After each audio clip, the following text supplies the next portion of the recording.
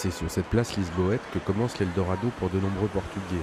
Nous sommes au consulat du Brésil et celui-ci, depuis le début de la crise économique, ne désemplit pas.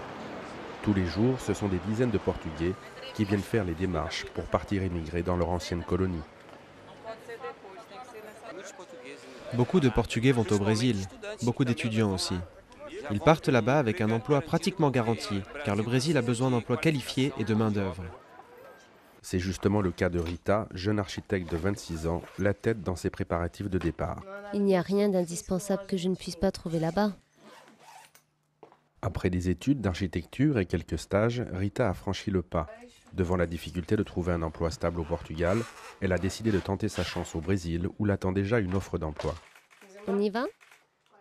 Pourquoi est-ce que je resterai au Portugal quand on sait que des architectes avec 5 ans d'expérience sont payés 800 €? Comme Rita, ils sont de plus en plus nombreux à vouloir quitter le pays. Officiellement, leur nombre s'élevait à près de 30 000 en 2010, mais ce chiffre pourrait être supérieur à 70 000 pour une population active de 5 millions de personnes. N'importe quelle personne à qui je dis que je pars pour le Brésil me répond invariablement « Super, tu peux me trouver un travail aussi ?» J'ai des amis qui me disent « Emporte mon CV ».